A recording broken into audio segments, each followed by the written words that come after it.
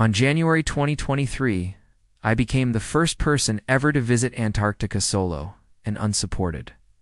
What does that mean? First of all, I didn't go with any tour operators. There are many tour operators in Antarctica. Some people say it's better to go with a tour operator because you don't need to plan anything. You just get there and everything is already set for you. But that wasn't my style. I wanted to do it my way. So I planned everything myself, booked everything myself, and made sure that when I got to Antarctica, I would have everything I needed to be able to go exploring on my own. Don't forget to like, share, and subscribe for more amazing travel experiences. And what does unsupported mean?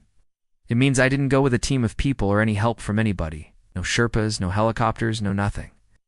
All I had was my trusty backpack with some food in it, water, my camera equipment, and of course my tripod. Now this is a big deal, because there's never been anyone that's done this before.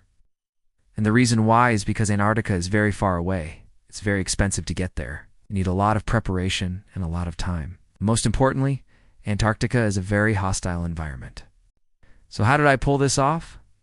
Well, let me tell you. I'm an experienced mountaineer and polar guide, and I've been dreaming about going to Antarctica for almost a decade. For the last few years, I've been training hard both physically and mentally to prepare for this trip. I also saved up a lot of money to be able to afford this once-in-a-lifetime experience. The cost of my trip was $17,000. That might sound like a lot of money, but for me, it was worth every penny. The flights alone cost $10,000 and then another $5,000 for all the permits and logistics.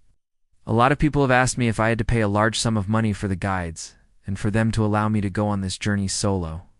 But that's not the case. They actually encouraged me to do it, and they helped me out in any way that they could. If you want to go to Antarctica, there are 3 main options. You can go by boat, which is the most common way. But I didn't want to do that because I wanted to see the wildlife, and I wanted to explore the continent itself. So I decided to go by plane. There are 2 airports in Antarctica, one in Punta Arenas, Chile, and the other in Union Glacier, Antarctica. I chose to fly into Punta Arenas because it's closer to other countries in South America, and there are more flights there. To get to Punta Arenas, I had to take several flights from my home in Switzerland. My first flight was from Zurich to Madrid, Spain. From there, I took a connecting flight to Santiago, Chile. The flight from Santiago to Punta Arenas was about 2.5 hours. When I arrived in Punta Arenas, I was greeted by a representative of the Antarctic Logistics Center, who took me to my hotel, which was really nice of them. They were waiting for me at the airport because they knew I was coming. But this was only the beginning of my adventure. I spent one night at the hotel, and the next day I had to get to King George Island, where my real adventure began. To get there, I took a 90-minute Twin Otter flight over the Drake Passage. The Drake Passage is known for its rough waters, but luckily my flight was smooth. I couldn't believe how beautiful Antarctica was. The ice, the snow, the wildlife, it was all so pristine and untouched. It was a dream come true. When I arrived at King George Island, I met the team from Antarctic Logistics Center. They helped me unload my stuff and get everything ready for my journey. I was so excited to finally be here after all these years of planning. One thing I was really looking forward to was seeing the penguins. I had heard so much about them and their funny waddle that I couldn't wait to see them for myself. And when I finally saw them, they were even funnier than I had imagined. They were just so cute, waddling around on their little feet. I also loved the elephant seals. They were so massive and they have these huge tusks. I was just in awe of their size and power. Another highlight of my trip was seeing the icebergs. They were just so majestic and they came in all shapes and sizes. Some were tall and thin like skyscrapers, while others were short and wide like houses. I also loved the silence of Antarctica. There was just so much peace and quiet. It was so different from the noise and chaos of everyday life back home. It was so refreshing to be in a place where I could just relax and enjoy the silence. Of course, Antarctica is a very harsh environment, and there were definitely some challenges along the way. The weather can be very unpredictable, and it can change quickly. One minute it can be sunny, and the next minute it can be snowing or windy. So you have to be prepared for anything. I was lucky enough to have good weather during my whole trip, but I know that I could have easily been stuck on the island for longer if the weather had taken a turn. Another challenge of Antarctica is the cold. It can get very cold, and you have to be prepared to stay warm. I packed several layers of clothing, and I always had a hat, scarf, and gloves on.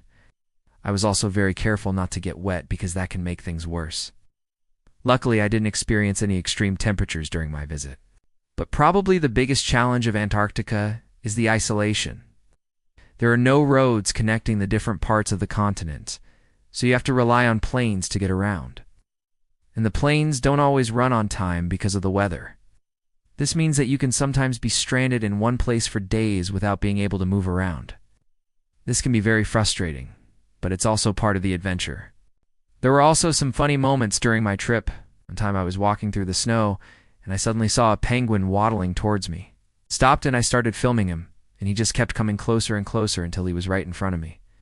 He looked me in the eye, and then he turned around and went back to his friends. I couldn't believe how close I had gotten to him. It was such an amazing experience.